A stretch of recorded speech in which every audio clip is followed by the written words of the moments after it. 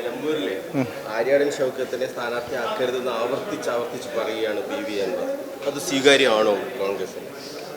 അല്ല, ഒരു ഉപതെരഞ്ഞെടുപ്പിൻ്റെ സാഹചര്യം പെട്ടെന്ന് വന്നതാണല്ലോ. അപ്പോൾ കോൺഗ്രസ് സ്ഥാനാർത്ഥി നിർണയവുമായി ബന്ധപ്പെട്ട ഔപചാരിക ചർച്ചകളിലേക്കൊന്നും കടന്നിട്ടില്ല. കോൺഗ്രസിന് അതിൻ്റേതായിട്ടുള്ള ചില നടപടിക്രമങ്ങളുണ്ട്. പ്രദേശ് ഇലക്ഷൻ കമ്മിറ്റി ഉണ്ട്.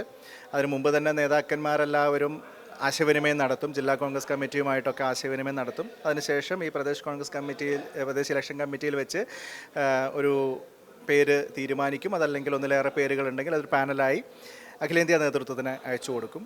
അവിടെ സെൻട്രൽ ഇലക്ഷൻ കമ്മിറ്റി കൂടി അതിൽ ഉചിതമായിട്ടുള്ളൊരു തീരുമാനമെടുക്കും. അത് കോൺഗ്രസ് പ്രസിഡന്റ് പ്രഖ്യാപിക്കും. ഈ നടപടിക്രമങ്ങളാണ് ഉണ്ടാവുക. കേരളത്തിലെ ഒരു സാഹചര്യം എന്ന നിലയിൽ ഈ പേരുമായി ബന്ധപ്പെട്ട് ഘടകകക്ഷി നേതാക്കന്മാരുമായിട്ടും UDF നേതൃത്വം ആലോചിക്കും. അപ്പോൾ ഇത്തരത്തിലുള്ള നടപടിക്രമങ്ങളൊക്കെ പൂർത്തീകരിക്കാനുണ്ട്. അപ്പോൾ അൻവർ രാജിവെച്ചിട്ട് ഏതാനും മണിക്കൂറുകളല്ലേ ആയിട്ടുള്ളൂ, 48 മണിക്കൂർ തികഞ്ഞിട്ടില്ലല്ലോ. അപ്പോൾ അതുകൊണ്ട് മറ്റു കാര്യങ്ങൾക്കൊന്നും ഈ ഘട്ടത്തിൽ കടന്നില്ല. അതാ പറഞ്ഞത്, ഇത് ഒരു കോൺഗ്രസിൻ്റെ സീറ്റാണ്. കോൺഗ്രസിൻ്റെ ഒരു സ്ഥാനാർത്ഥി കൈപ്പത്തി ചിഹ്നത്തിലാണ് അവിടെ മത്സരിക്കാൻ പോകുന്നത്. അപ്പോൾ അതുമായി ബന്ധപ്പെട്ട് തീരുമാനമെടുക്കുക കോൺഗ്രസ് പാർട്ടിയാണ്. അൻവറിന്റെ ഈ നിർദ്ദേശം ഞാൻ പറഞ്ഞല്ലോ കോൺഗ്രസ് പാർട്ടിക്ക് അതിൻ്റേതായിട്ടുള്ള നടപടിക്രമമുണ്ട്. പാർട്ടിക്കകത്താണ് അതുമായിട്ട് ബന്ധപ്പെട്ട് ചർച്ചകൾ നടക്കുക.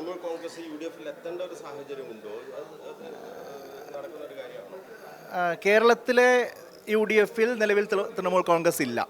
തൃണമൂൽ കോൺഗ്രസിൻ്റെ പ്രവർത്തനങ്ങൾ തന്നെ കേരളത്തിൽ അങ്ങനെ സജീവമായിട്ട് ഇതുവരെ നമ്മുടെ ഒന്നും ശ്രദ്ധയിൽപ്പെട്ടിട്ടുമില്ലല്ലോ. അഖിലേന്ത്യാ തലത്തിൽ തൃണമൂൽ കോൺഗ്രസ് ഇപ്പോൾ നിലവിൽ കോൺഗ്രസിനോടൊപ്പം ഇന്ത്യ മുന്നണിയുടെ ഭാഗമായിട്ട് നിൽക്കുന്നുണ്ട് അഖിലേന്ത്യാ തലത്തിൽ. അപ്പോൾ ആ നിലയിൽ അഖിലേന്ത്യാ തലത്തിൽ അവർ ഞങ്ങളുടെ ഭാഗമാണ്. പക്ഷേ കേരളത്തിൽ നിലവിൽ അങ്ങനെ ഒരു സാഹചര്യം ഇല്ല.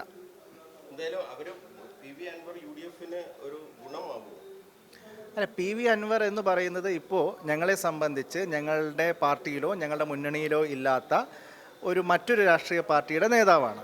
അദ്ദേഹത്തിൻ്റെ ഈ തെരഞ്ഞെടുപ്പുമായി ബന്ധപ്പെട്ട നിലപാടുകൾ അദ്ദേഹം കഴിഞ്ഞ ദിവസങ്ങളിൽ പ്രഖ്യാപിച്ചിട്ടുണ്ട്.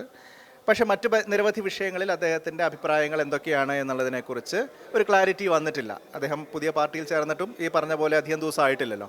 അപ്പോൾ അതിൻ്റെയൊക്കെ നയത്തിൻ്റെയും അദ്ദേഹത്തിൻ്റെ ആശയങ്ങളുടെയും ഒക്കെ അടിസ്ഥാനത്തിലാണ് അദ്ദേഹം UDFലുണ്ടാവുമോ, UDFുമായിട്ട് സഹകരിക്കാൻ പറ്റുന്ന നയങ്ങളും നിലപാടുകളുമാണ് അദ്ദേഹത്തിനുള്ളത്.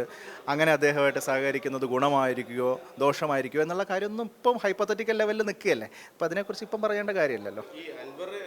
മാപ്പ് പറഞ്ഞല്ലോ ഈ പ്രതിപക്ഷ നേതാവിനോടുള്ള. അപ്പോൾ അദ്ദേഹത്തിന്റെ ഒരു വിശ്വാസ്യത ഏത് രീതിയിലാണ്? അദ്ദേഹം ഈ ആരോപണങ്ങൾ ഇങ്ങനെ ആരെങ്കിലും പറഞ്ഞ ആരോപണങ്ങൾ ഉന്നയിക്കുന്നു? അല്ല, ഇതിൽ ഞങ്ങൾ കാണുന്നത് അൻവറിൻ്റെ വ്യക്തിപരമായിട്ടുള്ള വിശ്വാസ്യതയ്ക്ക് അപ്പുറത്ത് ആ ഉന്നയിക്കപ്പെടുന്ന ആക്ഷേപം അത് വിശ്വാസയോഗ്യമല്ല എന്ന് അതിൻ്റെ തുടക്കം തൊട്ട് തന്നെ ഞങ്ങൾ കൃത്യമായിട്ടുള്ള നിലപാടെടുത്തിരുന്നു. അതുകൊണ്ടാണ് സാധാരണഗതിയിൽ നിന്ന് വ്യത്യസ്തമായി പ്രതിപക്ഷ നേതാവ് ഈ ആരോപണം സഭയിൽ വെച്ച് അൻവർ ഉന്നയിച്ച ആ നിമിഷത്തിൽ തന്നെ അതിനോട് റെസ്പോണ്ട് ചെയ്തത്. സാധാരണ ഇങ്ങനെ ഒരു വ്യക്തിക്കെതിരായിട്ടുള്ള ആക്ഷേപങ്ങളൊക്കെ ഉന്നയിക്കുമ്പോൾ അത് സഭാരേഖയിൽ നിന്ന് നീക്കം ചെയ്യണം എന്നുള്ളതാണ് മറുഭാഗത്ത് നിന്ന് പ്രതികരണം ഉണ്ടാവാറുള്ളത്. പക്ഷേ ഇത് ആരോപണ വിധേയനായ പ്രതിപക്ഷ നേതാവ് വളരെ ആർജവത്തോടു കൂടി പറഞ്ഞത് ഇത് സഭാരേഖയിൽ തന്നെ നിലനിൽക്കട്ടെ. കാരണം ഇത്രത്തോളം അപഹാസ്യമായിട്ടുള്ള ആരോപണമാണ് മുഖ്യമന്ത്രി താങ്കളുടെ പിന്തുണയോടുകൂടി താങ്കളുടെ നിർബന്ധപ്രകാരം ഇവിടെ നിങ്ങളുടെ ഭാഗത്ത് നിൽക്കുന്ന ഒരു MLA ഉന്നയിച്ചിട്ടുള്ളത്. അതുകൊണ്ട് അത് പിൻവലിക്കണമെന്ന് ഞാൻ ആവശ്യപ്പെടുന്നില്ല. അതിൻ്റെ പൊള്ളത്തരം കേരളത്തിലെ ജനങ്ങൾക്ക് പ്രഥമ ദൃഷ്ട്യാ തന്നെ ബോധ്യമാവുന്ന കാര്യമാണ് എന്നുള്ള നിലപാടാണ് അന്ന് ഞങ്ങൾ സ്വീകരിച്ചത്. ആ നിലപാട് ഇപ്പോൾ ശരിയാന്ന് വരികയാണ്. അപ്പോൾ ആ നിലപാട് ശരിയാന്ന് വരികയാണ്. കാരണം അൻവർ ഉന്നയിച്ച ആക്ഷേപങ്ങളിൽ ഒട്ടും കഴമ്പില്ല എന്ന് അൻവർ തന്നെ പറയുന്നു. അപ്പം സ്വാഭാവികമായിട്ടും ഞങ്ങൾ ആ ആക്ഷേപത്തെക്കുറിച്ചാണ് ഞങ്ങൾക്ക് അത് ആര് പറയുന്നു, അവർ തന്നെ മാറ്റി പറയുന്നു എന്നുള്ളതല്ല. അതിനെക്കുറിച്ച് ഞങ്ങളുടെ നിലപാട് അതായിരുന്നു തുടക്കം മുതൽ തന്നെ. ഇത് കഴമ്പില്ലാത്ത ആരോപണമാണ്, ബാലിശമായിട്ടുള്ള ആരോപണം. ആർക്കും ഒരു പ്രഥമ ദൃഷ്ട്യാ തന്നെ കേട്ട് കഴിഞ്ഞാൽ ഒരു പരിഹാസ്യത തോന്നുന്ന ആരോപണമാണല്ലോ. ബാംഗ്ലൂരിൽ നിന്ന് കുറേ പണം ഇവിടേക്ക് കൊണ്ടുവരിക, തിരിച്ച് വീണ്ടും വണ്ടിയിൽ അങ്ങോട്ട് തന്നെ കൊണ്ടുപോവുക എന്നൊക്കെ പറയുന്ന തരത്തിലൊരു ആരോപണം വരുമ്പോൾ തന്നെ അത് ഒട്ടും ഒരു ഗൗരവ സ്വഭാവത്തിലുള്ള ഒന്നല്ല.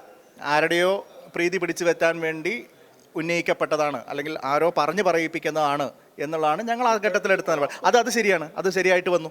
അൻവർ തന്നെ തുറന്നു പറഞ്ഞു, എൻ്റെ നിർബന്ധപ്രകാരമല്ല, എൻ്റെ ആഗ്രഹപ്രകാരമല്ല എന്ന് പറഞ്ഞു. അപ്പോൾ അത് ഈ കടിച്ച പാമ്പിനെ കൊണ്ട് വിഷമിറക്കിക്കുക എന്ന് പറയുന്നൊരു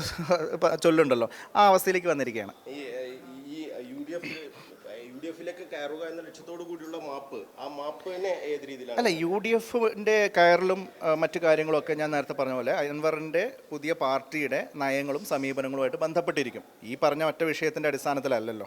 അത് മുന്നണി നേതൃത്വം തീരുമാനിക്കേണ്ടതാണ്. അതിനെക്കുറിച്ച് ചർച്ചകൾ നടക്കുന്ന ഘട്ടത്തിൽ സ്വാഭാവികമായിട്ടും അവരത് പ്രതികരിക്കും. ഒരു തലവേദനയായി മാറാൻ സാധ്യതയുണ്ടോ ഈ അൻവർ വന്നാൽ?